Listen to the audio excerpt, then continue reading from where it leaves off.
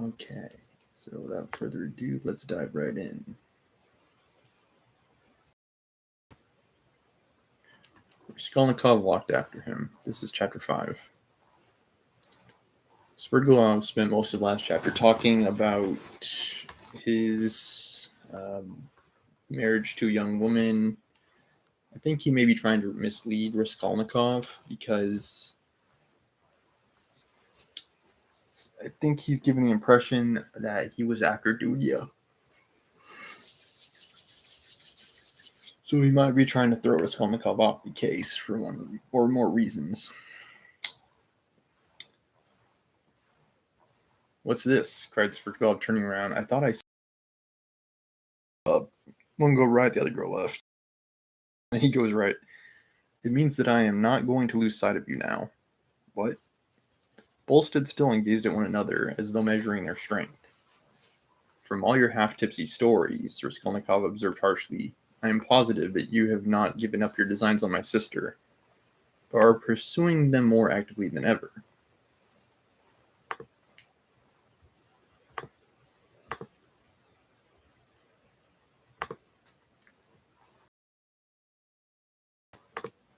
Like it's a ruse. Chapter that he's going to marry someone else. "I've learnt that my sister received a letter this morning. You've hardly been able to sit still all this time. You may have unearthed a wife on the way, but that means nothing. I should like to make certain myself." Raskolnikov could hardly have said himself what he wanted and make certain. "Upon my word, I'll call the police." "Call away." Again they stood for a minute facing each other. At last Sverdlov's face changed. Having satisfied himself that Raskolnikov was not frightened at his threat, full and friendly air. "What a fellow! I purposely refrain from referring to your affair, though I am devoured by curiosity. It's a fantastic time, but you're enough to rouse the dead. Let's go. Only I warn you beforehand, I'm only going home for a moment, to get some money. Then I shall lock up the flat, take a cab, and go to spend the evening at the islands. Now, are you going to follow me? I'm coming to your lodgings, not to see you, but Sofia Semyonovna, to say I'm sorry not to have been at the funeral." "That's as you like, but Sofia Semyonovna is not at home. She's taken the 3 children to an old lady of high rank, the patroness of some orphan asylums, whom I used to know years ago. I charmed the old lady by depositing a sum of money with her to provide for the 3 children of Katerina Ivanovna and subscribing to the institution as well. I told her, too, the story of Sofia Semyonovna in full detail, suppressing nothing. It produced an indescribable effect on her. That's why Sofia Semyonovna has been invited to call today at the X hotel where the lady is staying for the time. No matter, I'll come all the same. As you like, it's nothing to me, but I won't come with you. Here we are at home. By the way, I'm convinced that you regard me with suspicion just because I have shown such delicacy, and have not so far troubled you with questions, you understand?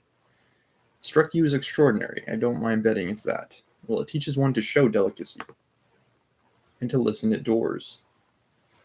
That's it, is it? That's it, is it? Laughed Sverdlov. Yes, I should have been surprised if you had let that pass after all that has happened. Haha. Though I did understand something of the pranks you'd been up to and were telling Sofia Semyonovna about. What was the meaning of it? Perhaps I'm quite behind the times and can't understand. For goodness sake, explain it, my dear boy. Expound the latest theories. Up. But I'm not talking about that, though I did. No, I'm talking the way you keep sighing and groaning now. Schiller in you is in revolt every moment, and now you tell me not to listen at doors. If that's how you feel, you had this mischance. You made a little mistake in your theory. You mustn't listen at doors, but one may murder old women at one's pleasure. You better be off to America and make haste. So is this 2 people who knows now? I think so. You gotta plug my phone. Hold on a second.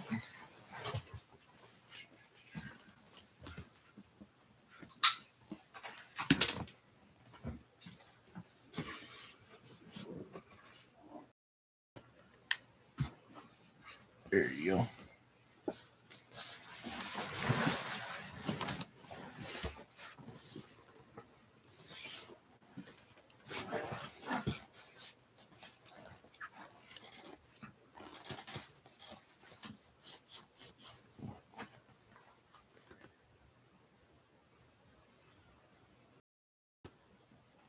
Yeah, I guess Fergalov, Sona, and Illusion all know now that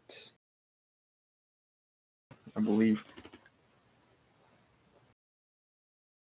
I still be time. I'm speaking sincerely. Haven't you the money? I'll give you the fare. I'm not thinking of that at all, Raskolnikov interrupted with disgust. I understand, but don't put yourself out. Don't discuss it if you don't want to. I understand the questions you're worrying over. More ones, aren't they? Duties of citizen and man side. They're nothing to you now. You say you're still a man and a citizen, so you ought not to have got into this coil. It's no use taking up a job you're not fit for. Well, you'd better shoot yourself, or don't you? You seem trying to enrage me, or make me leave you. What a queer fellow, but here we are. Welcome to the staircase. You see, that's the way to Sofia Semyonovna. Look, there's no one at home. Don't you believe me? Ask Kapernamov. She leaves the key with him. Here's Madame de Kapernamov herself. Hey, what? She's rather deaf. Has she gone out? Where? Did you hear? She's not in and won't be till late in the evening, probably. Come to my room. You wanted to come and see me, didn't you? Here we are. Madame Restlich is not at home. She's a woman who's always busy, but an excellent woman, I assure you. She might have been of use to you if you had been a little bit more sensible. Now see, I take this 5% bond out of the borough. See what a lot I've got of them still. This won't be turned into cash today. I mustn't waste any more. Locked. And here we are again on the stairs.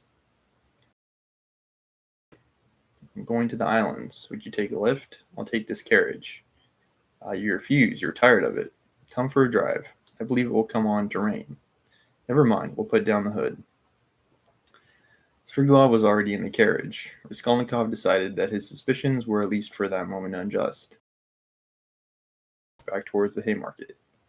If he'd only turned round on his get out not 100 paces off, dismiss the cab and walk along the pavement. But he had turned the corner and could see nothing. Intense disgust drew him away from Svrglov. To think that I could for one instant have looked for help from that coarse brute, that depraved sensualist and blackguard, he cried. I think he was looking for help to get away from Luke. Blings about who he wants to marry got on Raskolnikov's nerves. Raskolnikov's judgment was uttered too lightly and hastily. There was something about Svrglov which gave him a certain original, even a mysterious character.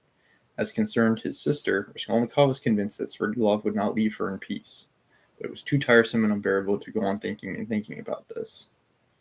When he was alone, he had not gone 20 paces before he sank, as usual, into deep thought. On the bridge he stood by the railing and began gazing at the water. His sister was standing close by him. He met her at the entrance to the bridge, but passed by without seeing her. Dunya had never met him like this in the street before, and was struck with dismay. She stood still and did not know whether to call to him or not. Suddenly she saw Svrglov coming quickly from the direction of the Haymarket. He seemed to be approaching cautiously. He did not go on to the bridge, but stood aside on the pavement, doing all he could to avoid Raskolnikov seeing him. He had observed Dunya for some time and had been making signs to her. She fancied he was signaling to beg her not to speak to her brother, but to come to him. That was what Dunya did. She saw her brother and went up to Svrglov. Let us make haste away, Svrglov whispered to her. I don't want Rodion Romanovich to know of our meeting. I must tell you I've been sitting with him in the restaurant close by, where he looked me up, and I had great difficulty in getting rid of him. My letter to you, something. It wasn't you who told him, of course, but if not you, who then? Well, we've turned the corner now, Dunya interrupted. My brother won't see us. I have to tell you that I'm going no further with you. Speak to me here. You can tell it all in the street. In the first place, I can't say it in the street. Secondly, you must hear Sofia Semyonovna too. And thirdly, I will show papers. Well, if you won't agree to come with me, I shall refuse to give any explanation and go away at once. I beg you not to forget that a very curious secret of your beloved brother's is entirely in my keeping. Dunya stood still, hesitating, and looked at Svrglov with searching eyes. What are you afraid of? He observed quietly. The town is not the country, and even the country you did me more harm than I did you. Have you prepared Sofia Semyonovna? No, I I have not said a word to her, and I'm not quite certain she's at home now. But most likely she is. She's buried her stepmother today. She's not likely to go visiting on such a day. So did he lie if she was Konkov then? For the time, I don't want to speak to having spoken to you. The slightest indiscretion is nothing like this. I live here. I live there in that house. We are coming to it. That's the port of our house. He knows me very well. You see, he's bowing. He sees I'm coming already. You'll be glad of that if you're afraid of me. Excuse my putting things so coarsely. I haven't a flat to myself. Sophia Semyonovna's room is next to mine. She lodges in the next in lodgings. Why are you frightened like a child? Terrible. Sverdlov's lips were twisted in a condescending smile, but he was in no smiling mood. His heart was throbbing and he could scarcely breathe. He spoke with excitement. Petunia did not notice this peculiar by his remark that she was frightened of him like a child and that he was so terrible to her. Though I know that you're not a man of honor, I am not the least afraid of you. Lead the way, she said with apparent composure, but her face was very pale. Sverdlov stopped at Sonia's room. Allow me to inquire whether she's at home. She's not. How unfortunate.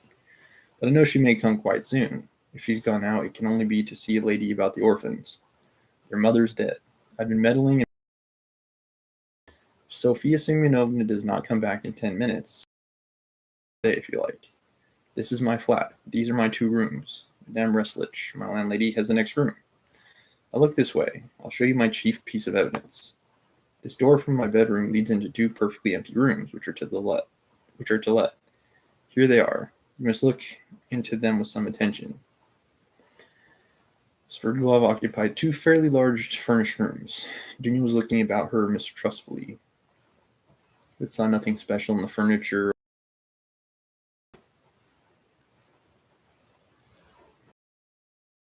For instance, that Sverdlov's flat was exactly between 2 sets of almost uninhabited apartments.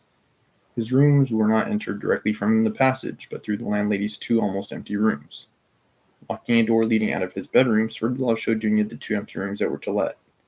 Dunya stopped in the doorway, not knowing that she was called to look upon, but Sverdlov hastened to explain. Look here at this second large room. Notice that door, it's locked. By the door stands a chair, the only one in the 2 rooms. I brought it from my rooms so as to listen more conveniently. Just the other side of the door is Sofia Semyonovna's table. She sat there talking to Rodion Romanovich. Oh, okay, so he was eavesdropping. I sat here listening on 2 successive evenings for 2 hours each time. And of course, I was able to learn something. What do you think? You listened? Yes, I did. Now come back to my room. You can't sit down here. He brought Avdotya Romanovna back into his sitting room. And why is Sverdlov staying there? I don't know. Like, why would he be in the same place as Sophia? Sophia's poor. I honestly don't know. Unless he's trying to take advantage of Raskolnikov, which could be the case. But how could and would he know that? I don't know.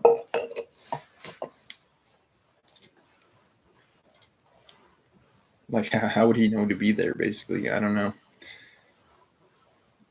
He brought Dotya Romanovna back into his sitting room and offered her a chair. He sat down at the opposite side of the table, at least 7 feet from her, but probably there was the same glow in his eyes which had once frightened Dunya so much. She shuddered and once more looked about her distrustfully. It was an involuntary gesture. She evidently did not wish to betray her uneasiness. But the secluded position of Sverdlov's lodging had suddenly struck her. She wanted to ask whether his landlady at least were at home, but pride kept her from asking. Moreover, she had another trouble in her heart incomparably greater than fear for herself. She was in great distress. I wonder what about. Here's your letter, she said, laying it on the table. Can it be true that what you write? You hint at a crime committed, you say, by my brother. You hint at it too clearly. You daren't deny it now. I must tell you that I heard of this stupid story before you wrote and don't believe a word of it. It's a disgusting and ridiculous suspicion. I know the story and why and how it was invented. You have no proofs. You promised to prove it. Speak. But let me warn you that I don't believe you. I don't believe you. Dunya said this, speaking hurriedly. For an instant, the color rushed to her face. If you didn't believe it, how could you risk coming alone to my rooms? Why have you come? Simply from curiosity? Don't torment me. Speak. Speak. There's no denying that you're a brave girl. Upon my word, I thought you would have asked Mr. Rasmussen to escort you here. But he was not with you, nor anywhere near. I was on the lookout. It's spirited of you. It proves you wanted to spare Rodion Romanovich. But everything is divine in you. About your brother, what am I to say to you? You've just seen him yourself. What do you think of him? Surely that's the only thing that you're building on. Words. His own words. Evenings to see Sofia Semyonovna. I've shown you where they sat. You made a full confession to her. He's a murderer. He killed an old woman, a pawnbroker, with whom he had pawned things himself. He killed her sister, too. A peddler woman named Lizaveta, who happened to come in while he was murdering her sister. He killed them with an axe he brought with him. He murdered them to rob them, and he did rob them. He took money and various things. He told all this word for word to Sofia Semyonovna, the only person who knows his secret. But she has had no share by word or deed in the murder. She was horrified at it, as you are now. Don't be anxious, she won't betray him. It cannot be, muttered Dunya with white lips. She gasped for breath. It cannot be, there was not the slightest cause, no sort of ground. A lie. He robbed her, that was the cause. He took money and things. It's true that by his own admission he made no use of the money or things, but hid them under a stone where they are now. That was because he dared not make use of them. But how could he steal, rob? How could he dream of it? Cried Dunya as she jumped up from the chair. Why, you know him and you've seen him. Can he be a thief? She seemed to be imploring Sverdlov. She had entirely forgotten her fear. There are thousands and millions of combinations and possibilities of Dotya Romanovna. A thief steals and knows he's a scoundrel. But I've heard of a gentleman who broke open the mail. Who knows, very likely he thought he was doing a gentlemanly thing. I think that's the case with Raskolnikov. He thought he was doing the right thing at the time, but really he wasn't. Of course, I should not have believed it myself if I had been told of it as you have, but I believe my own ears. He explained all the causes of it to Sofia Semyonovna, too. She did not believe her ears at first, yet she believed her own eyes at last. What were the causes? Okay, be right back. Quick intermission. To use the bathroom again.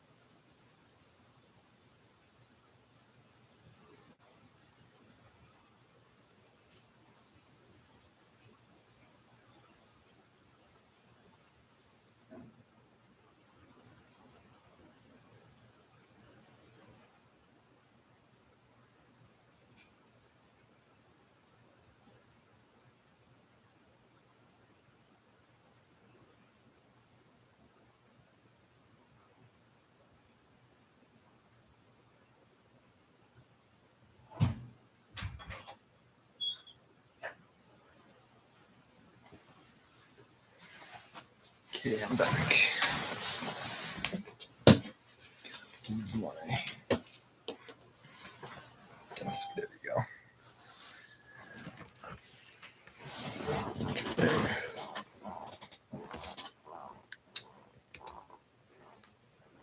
It's a long story of Dotya Romanovna. Here's how shall I tell you, a theory of a sort, the same one by which I, for instance, consider that a single misdeed is permissible if the principal aim is right. Solitary wrongdoing and hundreds of good deeds. It's galling too, of course, for a young man of gifts and overweening pride to know that if he had, for instance, a paltry 3,000 his whole career, not to have that 3,000. To add to that, nervous irritability from hunger, from lodging in a hole, from rags, from a vivid sense of the charm of his social position and his sister and mother's position too. Above all, vanity, pride, and vanity, though goodness knows he may have good qualities too. I'm not blaming him, please don't think it. Besides, it's not my business. Special little theory came in too, a theory of a sort. Dividing mankind, you see, into material and superior persons. The law does not apply owing to their superiority. We make laws for the material, that is.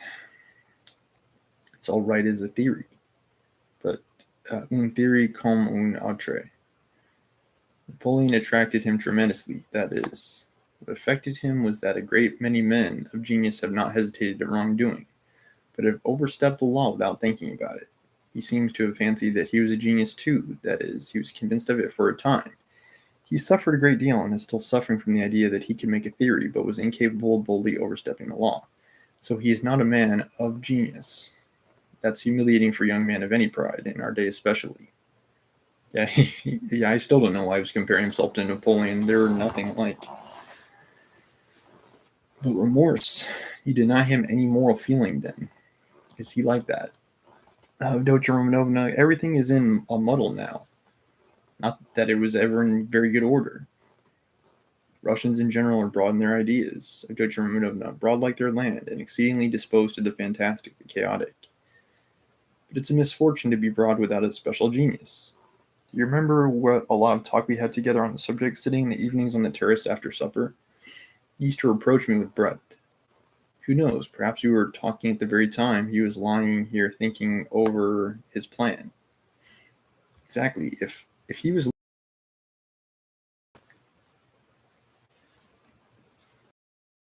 with Sophia now, I don't understand how and why he moved.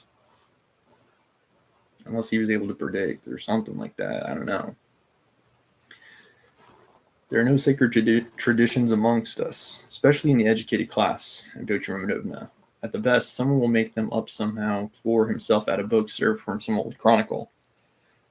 But those are, for the most part, the learned and the old fogies, so that it would be almost ill-bred in a man of society.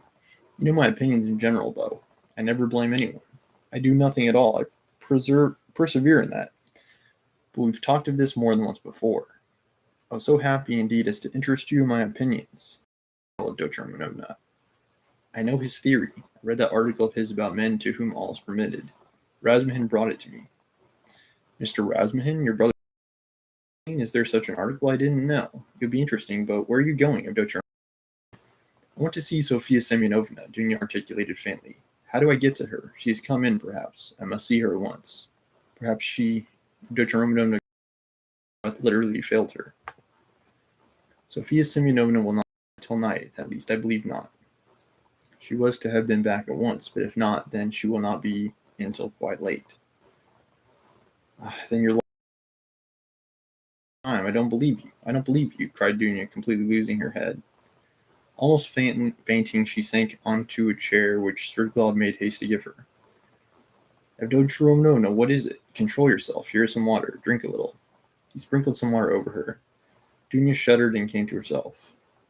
It has acted violently, Striglov muttered to himself, frowning.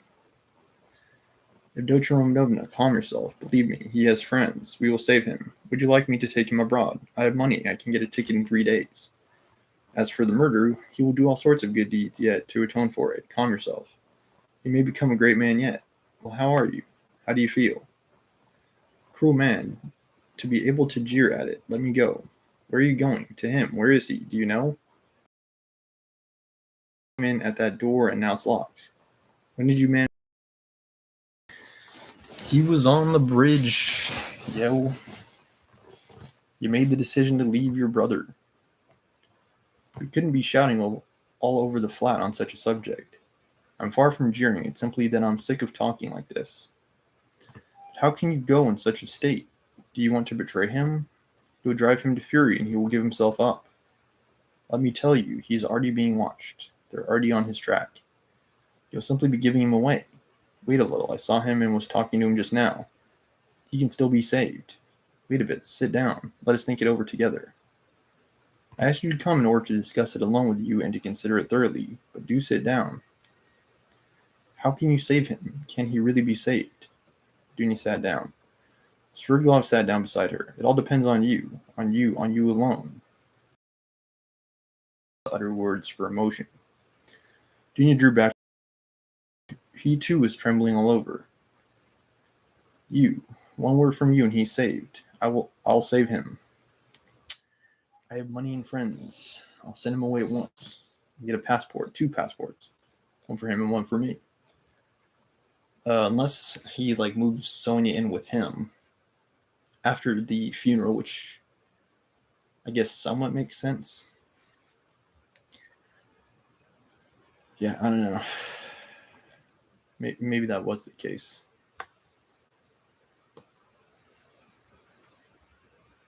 I have friends, capable people. If you like, I'll take a passport for you. For your mother. What do you want with Razmahin? I love you too. I love you beyond everything. Let me kiss the hem of your dress. Let me. The very rustle of it is too much for me. Tell me do that, and I'll do it. I'll do everything. I will do the impossible. What you believe, I will believe. I'll do anything. Don't look at me like that. Do you know that you're killing me? He was almost beginning to rave. Something seemed suddenly to go to his head. Dunya jumped up and rushed to the door. Open it, she called, shaking the door. Open it. Is there no one here? Sverdlov got up and came to himself. His still trembling lips slowly smiled. There's no one at home, he said quietly and emphatically. The landlady has gone out, and it's a waste of time trying to shout like that. You're only exciting yourself uselessly.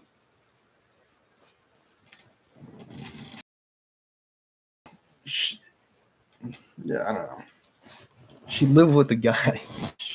He was the old landlord, I'm pretty sure. So, yeah, she spent time with him, so why wouldn't she be able to predict this happening? I don't know.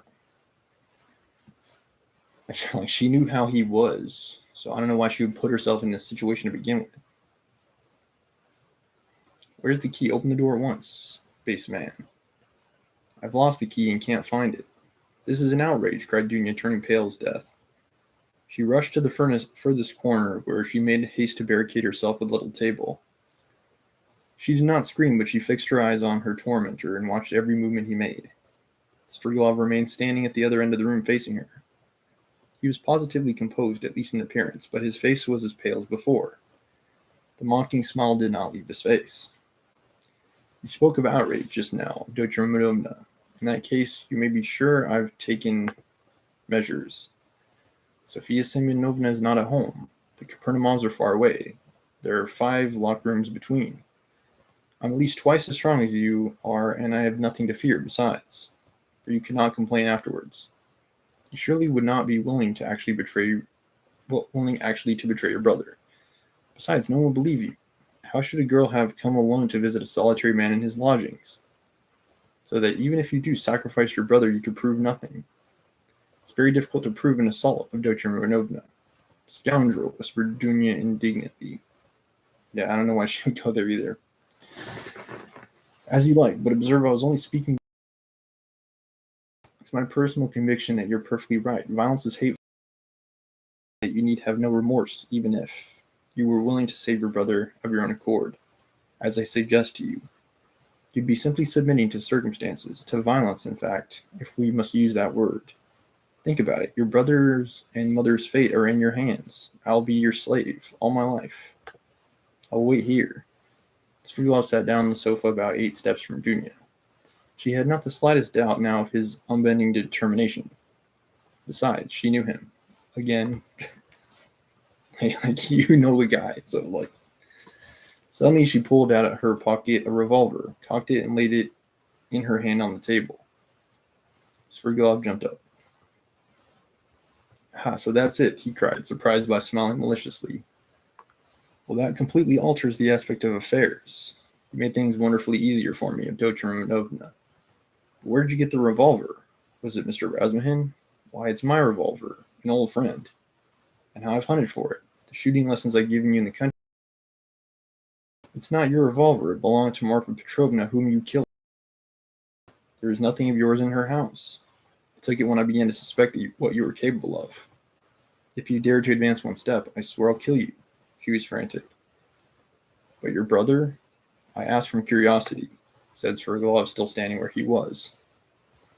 Inform if you want to. Don't stir. Don't come near, I'll shoot. You poisoned your wife, I know. You're a murderer yourself. She held the revolver ready. Are you so positive I poisoned Marfa Petrovna? You did.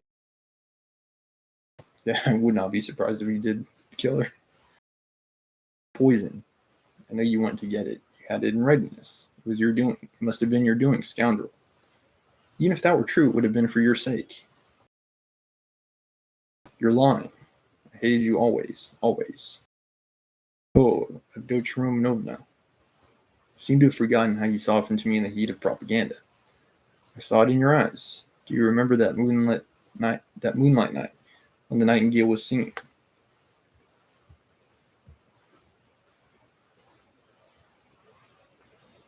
That's a lie. There was a flash of fury in Dunia's eyes. That's a lie and libel. A lie? Well, if you like, it's a lie. I made it up. Women ought not to be reminded of such things. He smiled. I know you will shoot, you pretty wild creature. Well, shoot away. Dunya raised the revolver and, deadly pale, gazed at him, measuring the distance and waiting the first movement on his part. Her lower lip was white and quivering, and her big black eyes flashed like fire. He had never seen her so handsome. The fire glowing in her eyes at the moment she raised the revolver seemed to kindle him, and there was a pang of anguish in his heart. He took a step forward and a shot rang out. The bullet grazed his hair and flew into the wall behind. He stood still and laughed softly. The wasp has stung me. She aimed straight at my head. What's this? Blood? He pulled out his handkerchief to wipe the blood, which flowed in a thin stream down his right temple. Skin. Dunya lowered the revolver and looked in terror, as in a sort of wild amazement. She seemed not to understand what she was doing and what was going on. Well, you missed. Fire again. I'll wait, said Sverdlov softly, still smiling but gloomily. If you go on like that, I shall have time to seize you before you cock again. Dunya started, quickly cocked the pistol, and again raised it. Let me be, she cried in despair. I swear I'll shoot again. I'll kill you. Well, 3 paces you can hardly help it, but if you don't, then... His eyes flashed and he took 2 steps forward. Dunya shot again. It missed fire. Wow.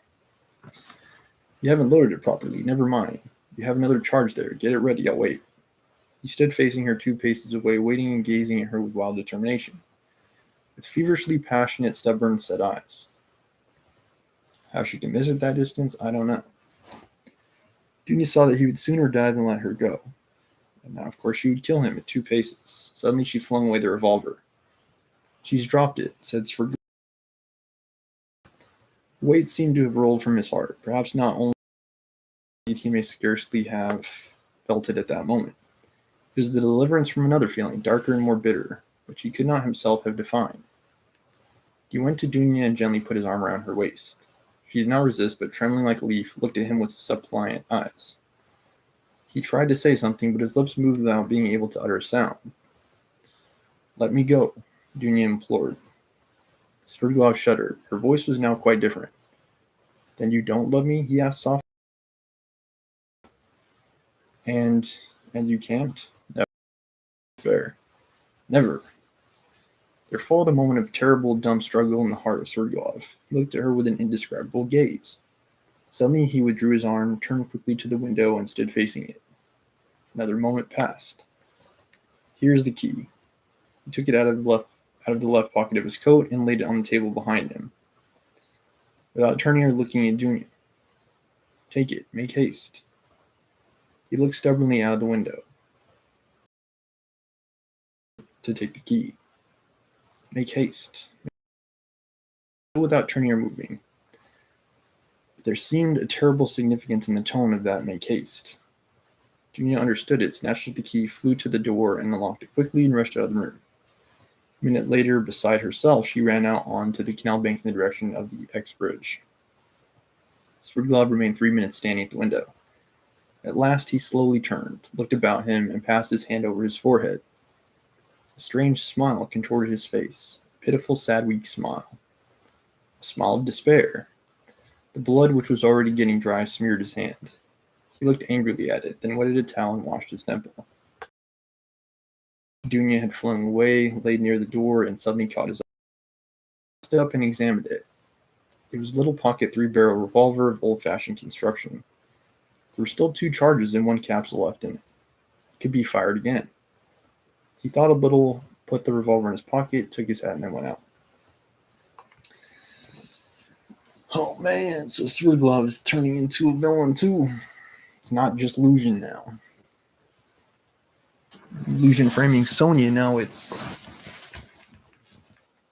Sverdlov trying to get with Raskolnikov's sister and lying to Raskolnikov. It's getting good, though. We're pretty close to the end. 91%. So, yeah, we're towards the end.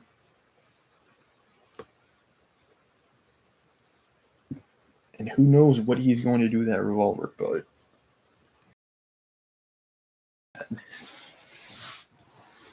All right.